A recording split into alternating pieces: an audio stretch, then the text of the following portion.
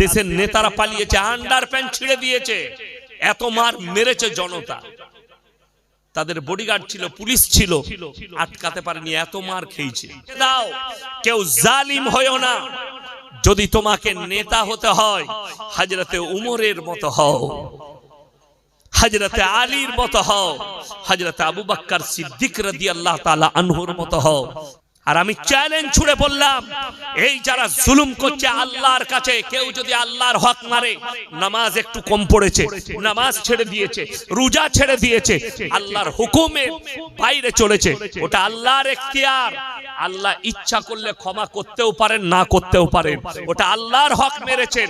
কিন্তু কোন ব্যক্তি কেউ যদি বান্দার হক মারে, মানুষের হক মারে, তা আল্লাহর কাছে সেই বান্দা যতক্ষণ না ক্ষমা করবে, আমার আল্লাহ ক্ষমা করবেন না। জানা আছে তোমার হাদিস, কোরআন। তুমি যার হক মারছো শুনে লাও, বেশি দূরে নিয়ে যাব না। যারা মনে করছেন এসআইআর করে মানুষকে পেরেশান করছি, তাদেরকে বলবো 2023 থেকে 2025 সাল 4টা রাষ্ট্র নেতাকে বেইজ্জতি করে আল্লাহ দেশ ছাড়া করেছে। 4টা রাষ্ট্র নেতা। নাম্বার 1 শ্রীলঙ্কা। শ্রীলঙ্কার প্রধানমন্ত্রী পালিয়েছিল না পালাইনি? তার দেশের নেতারা পালিয়েছে, আন্ডার প্যান্ট ছিঁড়ে দিয়েছে, এত মার মেরেছে জনতা। তাদের বডিগার্ড ছিল, পুলিশ ছিল, আটকাতে পারেনি, এত মার খেয়েছে। নাম্বার 2 পার্শ্ববর্তী দেশ। ডাইনিং টেবিলে সকাল বেলায় বেলা 10টায় ম্যাডাম গোসল করছেন, রাজহাঁসের মাংস, পাতি হাঁসের মাংস, ভেটকি মাছ, আপনার ইলিশ মাছের পাতুড়ি, মাটন, চিকেন সব রেডি। ম্যাডাম গোসল করে খানা খাবেন টেবিলে বসে। সেনা প্রধান ঢুকে বললেন 40 মিনিটের ভেতরে যা গুটাবেন ব্যাগে ভরেলেন, দেশ ছেড়ে পালিয়ে যান, জনস্রোত আসছে আপনাকে হত্যা করে দিবে। দেশ ছেড়ে রাঁধা ভাত আমার আল্লাহ খেতে দেয়নি। সেই মেহমানটা আমাদের দেশেই বসে আছে, নাম আমি আর করব না, সমঝদারোं के लिए ইশারা কাফি है। আল্লাহ খেতে দেয়নি রাঁধা ভাত, বেইজ্জতি করে দেশ ছাড়াইছে আল্লাহ, তার নাম আল্লাহ। নাম্বার 3 সেটা হচ্ছে বাশার আল আসাদ, সিরিয়ার প্রেসিডেন্ট। তার বাপ আর সে 27 বছর দামেস্কের মসজিদে আজান হতে দেয়নি, নামাজ হতে দেয়নি, তালা ছিল। কিয়ামতের আলামতের মধ্যে মারাত্মক একটা আলামত সিরিয়ার মাটিতে আছে। দামেস্কের মসজিদে ইমাম মেহেদী ইমামতি করবেন, ওই মসজিদটাতেই তিনি ইমাম থাকবেন। আর আল্লাহ তাআলা ঈসা মসিহকে নামাবেন তো দামেস্কের ওই মসজিদেই নামাবেন। বলুন সুবহানাল্লাহ। সেই মসজিদে 27 বছর নামাজ হয়নি। সিরিয়ার বাদশা বাশার আল আসাদকে দেশ ছেড়ে পালিয়েছে। তার গোডাউনে 4,500 কোটি টাকার গাড়ি দাঁড় করানো আছে, 4 হুইলার। তার সম্পদ পড়ে আছে। সে কোথায় পালিয়ে গেছে আল্লাহ ছাড়া, সে ছাড়া কেউ জানে না কোথায় লুকিয়েছে। দেশ ছাড়া করে দিয়েছে, জনতা বেইজ্জতি করেছে আমার আল্লাহ। নাম্বার 4 এখনো 6 মাস হয়নি, নেপালের মন্ত্রীদের আন্ডারপ্যান্ট আর পিঠের চামড়া তুলে দিয়েছে জনতা। ঠিক বললাম না ভুল বললাম? কথা বলে না? দেখেননি আপনারা মোবাইলে, খবরে দেখেননি? দেশ ছাড়া করেছে। ওই জন্য শুনে রেখে দাও, কেউ জালিম হয়ো না। যদি তোমাকে নেতা হতে হয় হযরতে উমরের মতো হও, হযরতে আলীর মতো হও, হযরতে আবু বকর সিদ্দিক রাদিয়াল্লাহু তাআলা আনহুর মতো হও। আপনি এটা ভাববেন না জান্নাত খুব সহজ, নেতা হওয়াটা খুব সহজ। আরে নেতা তো অনেক দূরের কথা। কিয়ামতের দিনে 100টার মধ্যে, বর্তমান সময়ের কথা বলছি, 100টার মধ্যে 90টা মাদ্রাসা মসজিদের সেক্রেটারি পেরুতে পারবে নাকি এটাও সন্দেহ আছে। কোথাকার বললাম? মাদ্রাসা মসজিদের সেক্রেটারি 90টা। বর্তমান যুগে 100টার মধ্যে 90 জন পেরুবে কি করে, তাদেরকে চিন্তা করতে হবে। কেন? তার ব্যাখ্যা আমি লাস্টে দেব, পেয়ে যাবেন, আমি ব্যাখ্যা দিয়ে দেবো। ও আমি কারো বাঁয়ে বোয়ানো লোক নয়। আমাকে যদি এক্ষুনি বলে হুজুর এত কড়া বক্তব্য দেবেন, নেমে পালিয়ে যাবো, গাড়ি রেডি আছে পালিয়ে যাবো, তুই বুঝে লিখি। আমি কালকে আবার যেখানে যাবো এইটাই বলবো। নিতে পারলে লিবি, না লিবি না। পাশে মুফতি সাহেব বসে আছে, বলে দেখ আপনি না হক বলছেন, আমি নেমে পালিয়ে যাবো, মুফতি সাহেবকে মাইকটা ধরিয়ে দেবো, উনি হকটা বলে দিবেন।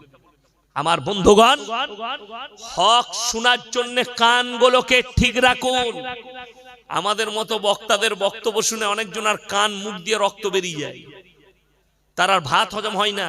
ওই জন্য তো মাঝে মাঝে মা বোন তুলে গাল দেয়। কলকাতা ডোমজুর থেকে এক হারামখোর ফোন করে বলছে যে হুজুর, লটারির টিকিট যদি হারাম হয় তাহলে ইমামতির বেতনটা তো অনেকজন লটারিওয়ালা চাঁদা দিচ্ছে, আমরা এই হারামের আওলা। তোকে কে বলেছে মসজিদে হারামের টাকা দে? কথা বলে না। সেক্রেটারি এলান করলো যে তোমরা হারামের টাকাগুলো মাদ্রাসায় দিবে, কথা বলে না। কোন মৌলবি মুফতি বলেছে হারামের টাকাগুলো মাদ্রাসায় দিবি? তুমি যদি মুসলমান হও, তোমার হক হচ্ছে তুমি হালাল খাবে এবং হালাল টাকা দান করবে। মৌলবিকে দাওয়াত দিবে। আমি এসছি বর্ধমান থেকে, এখন সেক্রেটারি সাহেব দাওয়াত দিয়েছে, তো দায়িত্বটা আমার না সেক্রেটারি যে আমি হালাল খাবো? কথা বলে না। সেক্রেটারি আমাকে যদি কোনো অমুসলিম ভাই দাওয়াত দেয়, তখন আমার নৈতিক দায়িত্ব, ইমানি দায়িত্ব, ভাই আমার কাটাটা চলে না, ভাই মদটা চলে না, হারাম জিনিস চলে না। আমাকে আলু পোস্ত দিয়ে ভাত দিবেন, সবজি দিবেন, কিন্তু আমার হারাম জিনিস আমার চলে না, কাটা মাংস আমার চলে না। তখন আমাকে দেখে খেতে হবে। কিন্তু একজন মুমিন ব্যক্তি, মাদ্রাসার সেক্রেটারি সাহেব, হাজী সাহেব দাওয়াত দিচ্ছে, তখন আমাকে দেখা লাগবে না, হাজী সাহেবকে দেখা লাগবে আমি ইয়াসিন সাহেবকে হালাল খাওয়াবো কিনা। কথাটা বুঝতে পারেননি? আমি কেন দেখতে যাব? আপনি দাওয়াত দিয়েছেন, মাদ্রাসাওয়ালারা বুঝবে আমাকে হালাল দিবে কিনা। ওই জন্য শুনে রেখে দেন, অন্তরের অন্তরস্থল থেকে বলছি, হারামকে প্রশ্রয় দিবেন না। রাসূলের হাদিস শুনে যাও। যারা মনে করছো হারামের উপরে জীবন যাপন করে আমার ছেলেকে, আমার সন্তানকে সুখী করব, নবীজি বললেন যারা নিজের সন্তানের মুখে হারাম খাবার তুলে দিবে, সেই সন্তান কোনোদিন নেক হতে পারে না। ওই জন্য জালিম কেউ হবেন না। জোরে বলুন ইনশাআল্লাহ। জুলুম কেন? যত নরমাল হবেন। কি দেখছেন? পাশে মুফতি সাহেব আছেন, আমাকে দেখছেন, ডাক্তার মাস্টারকে দেখছেন, মাদ্রাসার সেক্রেটারিকে দেখছেন, নেতাদিকে দেখছেন, না না, কোরআন শোনাবো, চোখ দিয়ে আপনার পানি আসবে। যারা প্রশংসা করছে নিজে, জমিনটা অহংকারের জায়গা নেই। কেন? কোরআন কি বলছে শুনে দেন। আল্লাহ মানুষের জন্য কি বললেন? সূরায়ে দাহার 29 পারা। কোন সূরা বললাম? সূরায়ে দাহার 29 পারা, একবারই প্রথম আয়াত। হালাতা আলাল ইনসানি হিনুম মিনাদ দাহরি লাম ইয়াকুন শাইয়াম মাযকুরা। হে আমার নবী, বলে দাও, দুনিয়াতে তোমাদেরকে পাঠাবার পূর্বে তোমার পরিবারে, তোমার গ্রামে, তোমার অঞ্চলে, তোমার এলাকায় তোমার কোনো কালচার ছিল না। আমি আল্লাহ আমার দয়ায় পাঠিয়েছি। তারপরে যোগ্যতা তো আমি আল্লাহই দান করেছি। ইয়াসিন সাহেব মনে হচ্ছে আপনার বক্তা, বিশ্বাস করুন, কথা বলছি, কোরআন হাদিসের কথা বলছি। কে বলাচ্ছে? আমার আল্লাহ আমাকে ইলমে লাদুন্নির দ্বারা বলাচ্ছেন। মানুষের ক্ষমতা নেই। এক্ষুনি আমার মেমোরিটা যদি আল্লাহ সরিয়ে দেয়, আর আমি যদি ভুলবো, কি আপনারা বলবেন ইয়াসিন সাহেব পাগল হয়ে গেছে? বলবেন না? বলবেন না? তাহলে দেখা গেল আমার কোনো কৃতিত্ব নাই, আমার আল্লাহর কৃতিত্ব। ওই জন্য সবাই একবার আল্লাহর প্রশংসা করে জোরে বলুন আলহামদুলিল্লাহ। আল্লাহর প্রশংসা যত করবেন তত কম। আপনি এখানে বসতে পেরেছেন, আপনি সুস্থ আছেন, আল্লাহর শুকর আদায় করুন। ইমানদারির সঙ্গে বলুন, সবাই আমরা আল্লাহকে বিশ্বাস করব ইনশাআল্লাহ। আল্লাহকে বিশ্বাস করুন। যেহেতু একটা কথা বলে দিই, মনে রাখবেন, দিলে গেঁথেলেন, পৃথিবীর সব শক্তি যদি একদিকে দাঁড়িয়ে যায়, আল্লাহর কসম করে বলছি, কোরআনকে, ইসলামকে মিটাতে কথা বলেন পারবে না।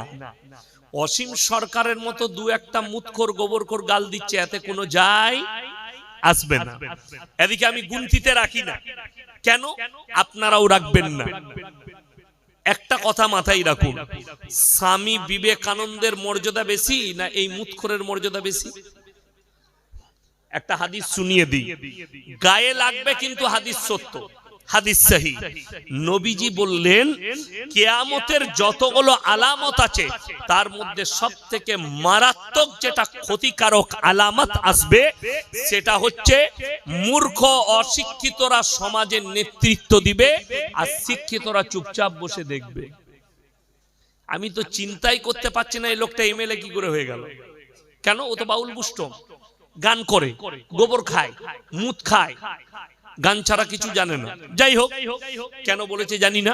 উনি বলেছেন 27টা শয়তান কোরআন লিখেছে। বলুন নাউজুবিল্লাহ। 27টা শয়তান।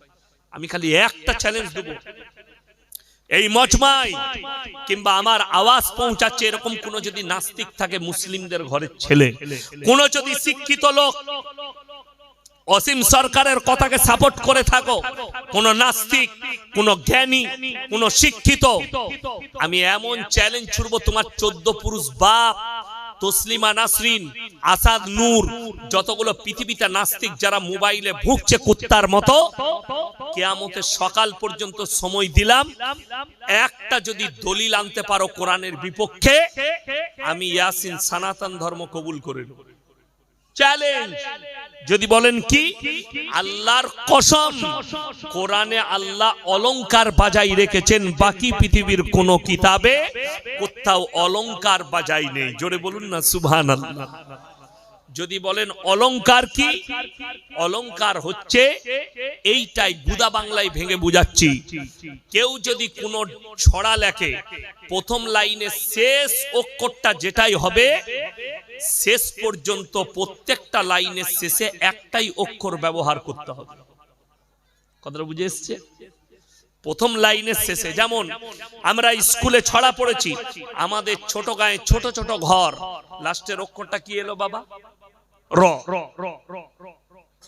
র এলো না? এলো না? লেখুন, আমাদের ছোট গায়ে ছোট ছোট ঘর, থাকি সে তা সবে মেলে নাহি কেউ পর, আবার কি এলো? র। দুটো লাইন মিলে গেল। পাড়ার সকল ছেলে মোরা ভাই ভাই, তৃতীয় নম্বরে গিয়ে হস্যই হয়ে গেল। তার মানে অলংকার ভেঙে গেল। এইরকম একটা ছড়া, একটা গান, একটা পদ্য, একটা গদ্য, একটা গজল, কোন মৌলবি, কোন মুহাদ্দিস, কোন মুকাররির, কোন মুফাসসির কারোর একটা কিতাব বার করে নিয়ে এসো কোন জ্ঞানীর, যার লেখার মধ্যে তারা অলংকার বাজাই রাখতে পেরেছে, আল্লাহর কসম পাবে না। কিয়ামতের সকাল পর্যন্ত সময় রইল। যদি বলেন আল্লাহ কোরআনে কেমন অলংকার বাজাই রেখেছেন, কোরআন খুলুন 30 পারা। কত পারা বললাম? 30 পারা। ওয়াশ-শামসি ওয়া দুহাহা, লাস্টের অক্ষরটা কি এলো? হা। ওয়াল কমারি ইদা তালাহা, আবার কি এলো? ওয়াল লাইলি ইদা জাল্লাহা, ওয়াল লাইলি ইদা ইয়াগশাহা, ওয়াস সামাই ওয়া মা বানাহা, ওয়াল আরদি ওয়া মা তাহাহা, ওয়া নাফসি ওয়া মা সাওয়াহা, ফাআলহামাহা ফুজুরাহা ওয়া তাকওয়াহা। জোরে বলুন সুবহানাল্লাহ। এই সূরার শেষ পর্যন্ত আল্লাহ একটাই অক্ষর ব্যবহার করেছে, প্রত্যেকটা লাইনের শেষে আল্লাহ কোরআনে অলংকার বাজাই রেখেছে। আসাদ নূরের মতো হারামের আওলাদ, তসলিমা নাসরিনের মতো হারামের আওলাদকে বলো, এই অলংকার বালা একটা লেখা তোমরা নিয়ে এসো কিয়ামতের সকাল পর্যন্ত। ওই জন্য মাথায় রাখবেন, আমার আল্লাহ সত্য, আল্লাহর উপরে দৃঢ় বিশ্বাস, কোরআনের উপরে দৃঢ় বিশ্বাস আনবো। সকলে জোরে বলুন ইনশাআল্লাহ। এখন দেখুন, দুজনের মধ্যে কাকে মানবেন এটা আপনার ব্যক্তিগত ব্যাপার, আপনার রুচির ব্যাপার। অসীম সরকার বলেছে 27 জন কোরআন লিখেছে, আর স্বামী বিবেকানন্দ আমেরিকার শিকাগো শহরে দাঁড়িয়ে বলেছে, আমার চোখে যদি পৃথিবীতে মহামানব কেউ থাকেন, তিনি হচ্ছেন একমাত্র হযরত মুহাম্মদ মুস্তাফা সাল্লাল্লাহু আলাইহি ওয়াসাল্লাম। আপনি আর পর মুতখরের কথা শুনবেন না, অসীম বাবুর কথা শুনবে এই স্বামী বিবেকানন্দের, এটা আপনার ব্যক্তিগত ব্যাপার, রুচির ব্যাপার। আচ্ছা দেখুন, অসীম সরকার যে ভাষাটা খারাপ করলো কোরআনের, আপনি গুনতিতে বলতে পারবেন কটা লোক ইসলাম ছেড়েছে? কথা বলে না, গুনতিতে কোনো কিছু নাই, কোনো খবর নেই। কিন্তু অবাক হবে, দিল্লিতে একটা ডিবেট হলো, কলকাতার একজন মুফতি সাহেব, মুফতি সামাইদ নদভী, গোটা পৃথিবী দেখেছে, ভারত নয়, গোটা পৃথিবী। সামাই নদভী এবং ফিল্মের একজন আর্টিস্ট, তার নাম হচ্ছে জাভেদ আখতার। সে নামটা মুসলমান হলেও অ্যাকচুয়ালি সে নাস্তিক, কোন ধর্ম মানে না। সে বলছে দুনিয়া এমনি চলছে। তার সঙ্গে ডিবেট হলো, ডিবেটে হেরে গেল জাভেদ আখতার। 24 ঘন্টার ভেতরে, আমরা বলিনি, ভারতের মিডিয়া বলছে কয়েকটা, এই ডিবেটটা হওয়ার 24 ঘন্টার ভেতরে মিনিমাম 20,000 লোক ইসলাম কবুল করেছে। জোরে বলুন সুবহানাল্লাহ। তাহলে দেখা গেল কামিয়াবি আমাদের আছে, হকের আছে, না হকের নেই। আমার বন্ধুগণ, এরা তো অনেক দূরের কথা। আমি দেখলাম এক সপ্তাহ আগে আসামের মুখ্যমন্ত্রী হিমন্ত বিশ্ব শর্মাজি, তিনি বলেছেন মুসলমানকে এতটা পেরেশান করো তারা যেন রাজ্য ছেড়ে পালিয়ে যায়। 5 টাকা ভাড়া চাইলে 4 টাকা দাও, দিয়ে এদিকে পেরেশান করো, কষ্ট দাও মুসলমানকে। अरे मेरे दोस्त, तुम्हें मालूम नहीं तुमसे पहले अंग्रेज आया था, 200 साल तक राज की हिंदुस्तान के सरजमीन पर, और हमारे उलामाओं ने कितने गर्दन दे दी, फिर भी इस्लाम को मिटा नहीं सका। तुम कहां से निकल के आए हो मेरे यार? 2 दिन के बाद तुम्हारे पास भी मौत आएगी, मर जाओगे। अल्लाह की कसम, क़यामत के सोबों तक तुम कुरान को नहीं मिटा सकते, इस्लाम को नहीं मिटा सकते। ये तो हमारा अल्लाह का वादा है। যারা মনে করছেন কোরআনটা মিটে যাবে, কোরআনটা চলে যাবে, তাদের দলিল আপনার এই মাদ্রাসায় আছে, আমি দিয়ে যাচ্ছি।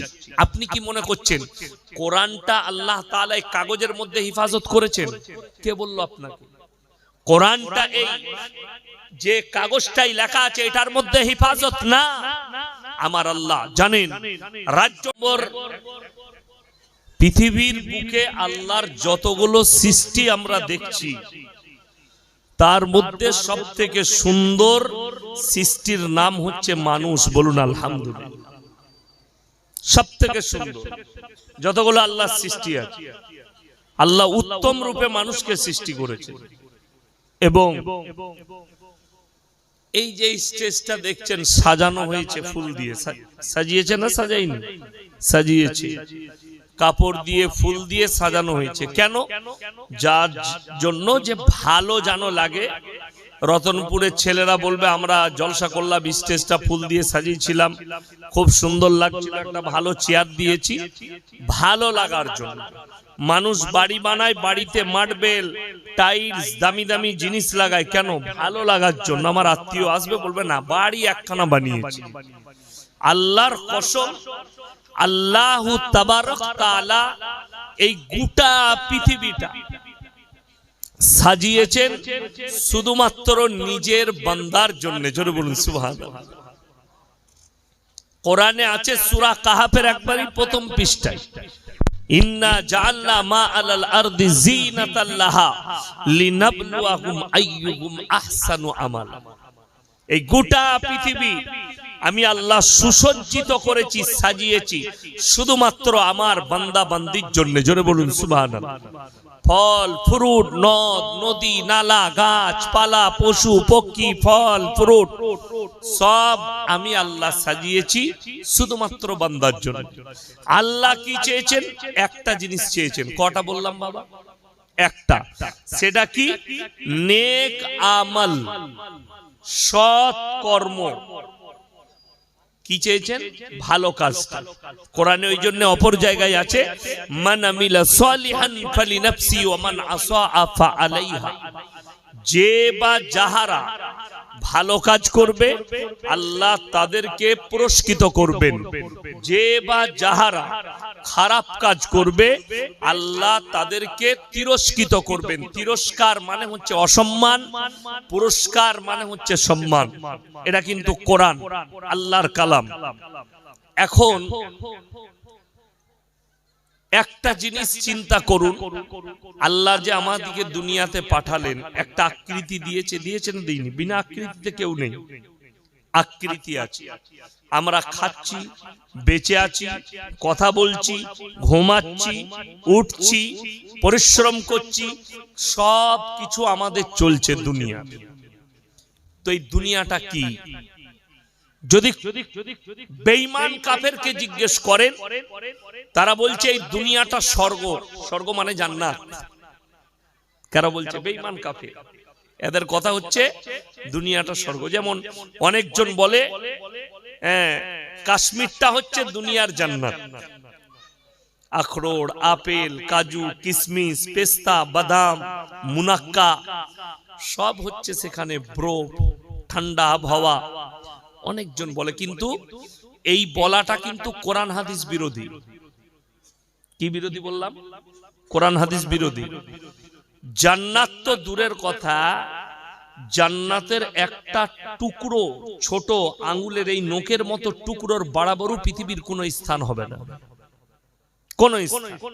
বাস এই ভাষাটা কাদের ভাষা? বদ্দিনদের, নেমো খারামদের।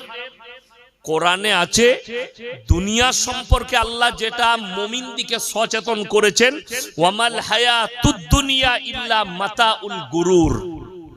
এই দুনিয়া তোমাদের জন্য সম্পূর্ণ ধোঁকা। এরপর এই ধোঁকাটা আমি এখনো বয়ান শুরু করিনি, আমি খালি প্রোগ্রাম সাজাচ্ছি, আপনাদেরকে আল্লাহকে চিনাচ্ছি, তারপরে বক্তব্য শুরু করব।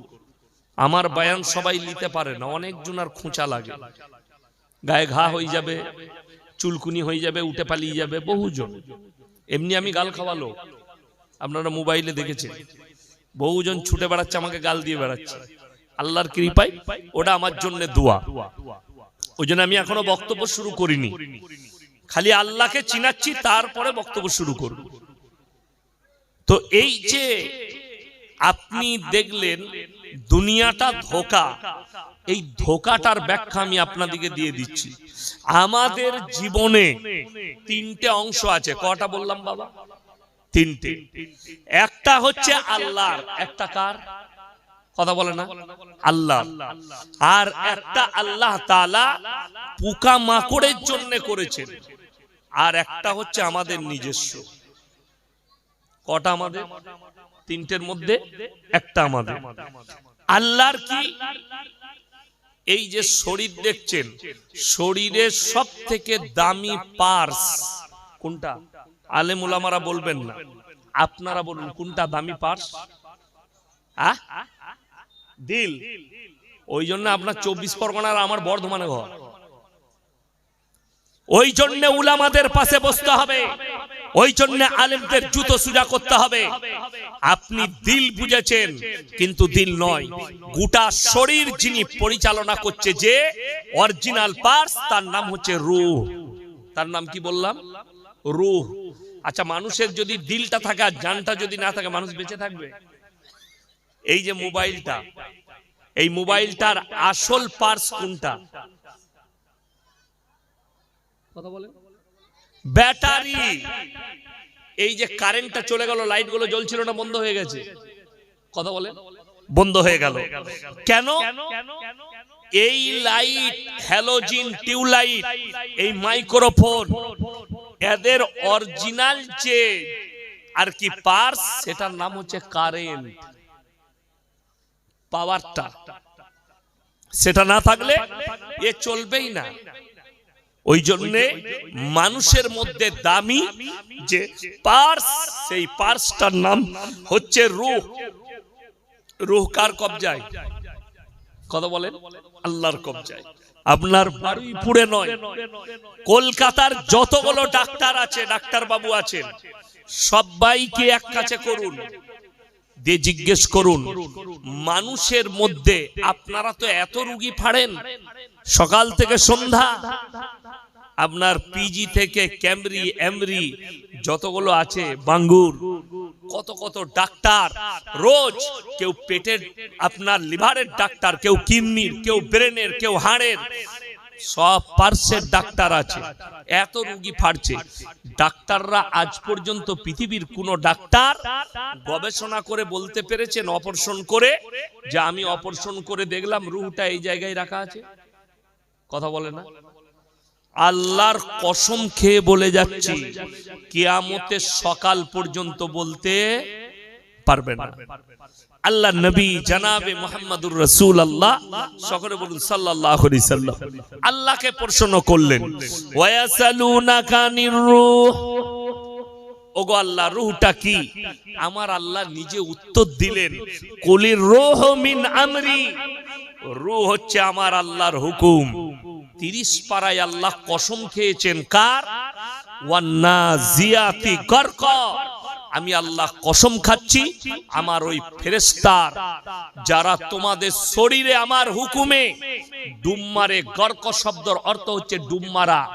বাচ্চারা পানিতে ডুব মারে, নদীতে ডুব মারে, আল্লাহ এই শব্দ ব্যবহার করলেন, কোরআনে কসম খেলেন, আমি ওই ফেরেশতার কসম খাচ্ছি আমার হুকুমে দ্রুত গতিতে তোমাদের শরীরে ডুব মেরে তোমাদের আত্মাকে হরণ করে নিয়ে আসে। আমি কসম খাচ্ছি ওই ফেরেশতা। তাহলে বোঝা গেল যতগুলো জানদার আছে সকলের রূহ আল্লাহর কবজায় আছে। আল্লাহর কসম করে বলছি, পৃথিবীর জ্ঞানী গুণী ধনী মৌলবি, আমি আপনি সে তিনি, পীর ফকির মৌলবি মোল্লা, সাধারণ কেউ আমরা নিজের ইচ্ছাই বেঁচে নেই। আল্লাহর দয়ায়, আল্লাহর ইচ্ছায় আল্লাহ আমাদেরকে বাঁচিয়ে রেখেছেন, ঠিক কি না? এই বিশ্বাসটার নাম হচ্ছে ঈমান।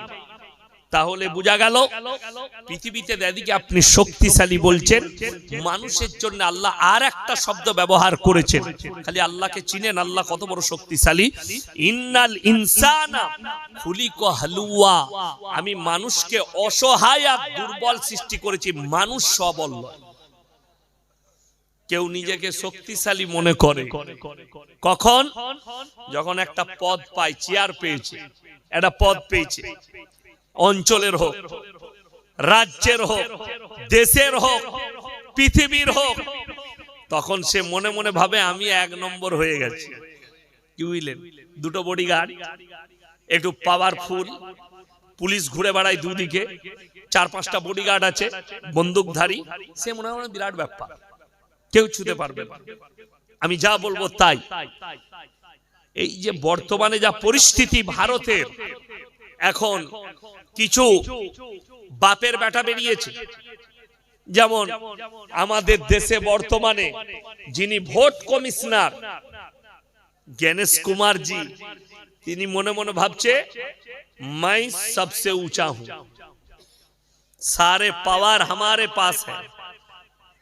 আমি অনুরোধ করে বলছি, যারা নিজেদিকে পাওয়ারফুল বলছো তারা পৃথিবীর ইতিহাস ঘেঁটে দেখে নাও। যারা নিজেদিকে নেতা বলছো আর মজলুমের উপরে অত্যাচার করছে, পৃথিবীর ইতিহাস বলছে, কোরআন বলছে, কোরআনের ইতিহাস বলছে, ইসলামের ইতিহাস বলছে, যতগুলো পৃথিবীতে অত্যাচারী আর জালিম বাদশা এসছে, আল্লাহ তাদেরকে বেইজ্জতি করে মৃত্যু দান করেছে। কি করেছে? বেইজ্জতি করেছে। কোথায়?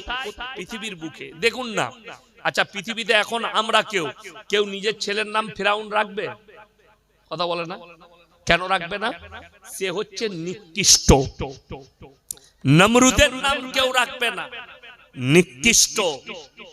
তাদেরকে আল্লাহ বেইজ্জতি করে মৃত্যু দিয়েছে। এরা অনেক দূরের কথা। বর্তমানে যারা নেতা হওয়ার পরে মরদ মনে করছেন নিজেকে, আর মনে করছেন আমি কি না হয়ে গেছি। আমি কেন এই কথা বলছি জানেন? আল্লাহর কাছে হিসেবটা যেটা হবে, যারা আছেন পার্টির নেতা হোক, অঞ্চলের নেতা হোক, দেশের নেতা হোক, পৃথিবীর নেতা হোক, আমার বক্তব্য যারা শুনেন তারা কান খুলে শুনেলেন। যারা মনে করছেন আমি কিছু একটা হয়ে গেছি পদ পেয়ে, তারা কান খুলে শুনবেন। পৃথিবীতে যতগুলো জালিম এসছে, যারা প্রজাদের উপরে অত্যাচার করেছে, আমি কেন এই বক্তব্য দিচ্ছি? আমি গত পরশু দিনে ছিলাম মুর্শিদাবাদের মাটিতে। আমি শুয়ে আছি, আমার 10টায় টাইম, আমার পাশে একটা বক্তার ড্রাইভার শুয়েছিল, মুর্শিদাবাদেই বাড়ি। সে বেচারা ফোন করছে কোন পার্টির ছেলেকে তার গ্রামে, ভাই আমার ঘরের যে মেসেজটা ঢুকেছিল তো আবার মেসেজ এসেছিল, তারপরে দেখছি আবার ডিলিট হয়ে গেছে, কি ব্যাপার, ঘরকে আমি পাবো না ভাই। কি বলছে জানেন ওই দিক থেকে? ওই যে 10,000 দিলি না, ওই জন্য আটকে দিয়েছে, মানে ওকে 10,000 লাগবে। এরপর আমি সমঝদারো কে লিয়ে ইশারা কাফি है, কেউ গায়ে নেবেন না। আচ্ছা বলুন তো, চুরি করা যদি হারাম বলি, চুরি করা হারাম না হারাম লয়? আচ্ছা চোরের গায়ে লাগবে না ইমানদারের গায়ে লাগবে? কথা বলে না? চোরের গায়ে লাগবে। তাহলে আমি যে বলছি, তুমি যদি ইমানদার নেতা হও তোমার গায়ে লাগবে না? আর তুমি যদি করে থাকো, তাহলে তোমার বাপের বেটা কোনো মৌলবি যদি হালাল বলতে পারে স্টেজে নিয়ে এসো, শ্বাস নালীটা উকুড়ে দেবো। আমি মৌলবি শওকতের বেটা বললাম, সেই মৌলবি যদি হালাল বলে দিতে পারে। বাই ক্যামেরা চলছে, গোটা রাজ্যের মানুষ নয়, দেশ প্রদেশের মানুষ দেখবে যে এই মৌলবিটা হালাল বলল, যে না 10,000 টাকা কেটে নিবি ওইখান থেকে দালালি করে, এটা জায়েজ আছে। গরিব মানুষকে সরকার দিচ্ছে 1,20,000 টাকা ঘর করতে, হারামখোর ফোনে বলছে 20টা আমাকে আগে দিবি।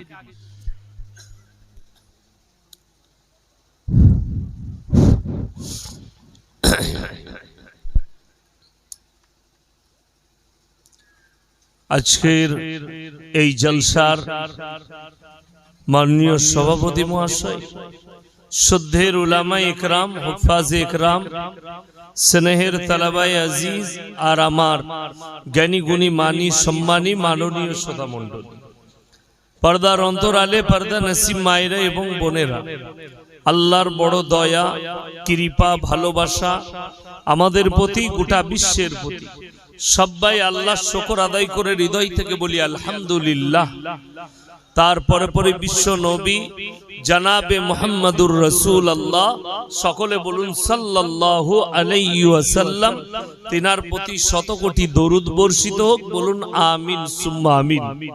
সবাই একবার দরুদে ইব্রাহিম পাঠ করি। আল্লাহুম্মা সাল্লি আলা মুহাম্মাদিন ওয়া আলা আলি মুহাম্মাদ কামা সাল্লাইতা আলা ইব্রাহিম ওয়া আলা আলি ইব্রাহিম ইন্নাকা হামিদুম মাজিদ। আল্লাহুম্মা বারিক আলা মুহাম্মাদিন ওয়া আলা আলি মুহাম্মাদ কামা বারাকতা আলা ইব্রাহিম ওয়া আলা আলি ইব্রাহিম ইন্নাকা হামিদুম মাজিদ। গুটি কয়েক কথা আলোচনা করব, আমরা সকলে আমল করব, বলুন ইনশাআল্লাহ। তার আগে বলি যে ইসলাম শুধু নামাজ, রোজা, তাসবিহ, তেলাওয়াত, কলমা, হজ, যাকাত এটাই শিখায়নি। আমরা যারা মনে করি এইখানে ইসলাম, না, পরিপূর্ণ একটা জীবন ব্যবস্থার নাম ইসলাম, যেটা মাথা থেকে পা পর্যন্ত আল্লাহ এবং আল্লাহ রসুল সাল্লাল্লাহু আলাইহি সাল্লামের আদর্শে বাঁধা থাকবে। তো আল্লাহ তাআলা বসার আদবটাও শিখিয়েছেন, যে কোন দিনই প্রোগ্রামে, কোরআন হাদিসের অনুষ্ঠানে বসলে জমে বসতে হয়। আমি একটু অনুরোধ করব, এই মদের জায়গাটা যেটা খালি আছে, এটা একটু আল্লাহর ওয়াস্তে পূরণ করেন তো ভাই, ইনশাআল্লাহ। দেখি এই যে উঠে আসুন, পেছনের ভাইরা পেছনে জায়গা পাবে, মাশাআল্লাহ, উঠে চলে আসুন না, একটু পূরণ করে দেন, এই ভেতরটা ফাঁকাটা পূরণ করেন, দেখে খারাপ লাগছে। মাশাআল্লাহ, হ্যাঁ, উঠে আসুন, খুব সুন্দর, উঠে চলে আসুন। আপনারা এইদিকে উঠে আসুন না, পেছনে জায়গা পাবে ভাইরা, একটু উঠে আসুন আল্লাহর ওয়াস্তে, একটু হারকত করে দেন ভাই, একটু চেপে চেপে উঠে আসুন। এই যে বুলু জামা, আপনি উঠে আসুন, হ্যাঁ মাশাআল্লাহ, উঠে আসুন। ওই জায়গাটা, ভেতরে জায়গাটা পূরণ করুন, সামনেটা। এখানে কিছু পড়ে আছে কি? কোনো খারাপ জিনিস আছে কিনা? নোংরা পড়ে আছে কিছু? যদি না থাকে পূরণ করুন, মাশাআল্লাহ। ভেতরে ঢুকে আসুন, জাযাকাল্লাহ। আসুন ভাই, একটু চেপে চেপে বসে যায়, শীতের রাত্রি, গরম নেই, অসুবিধা নেই, বসুন। মাশাআল্লাহ। এক নম্বর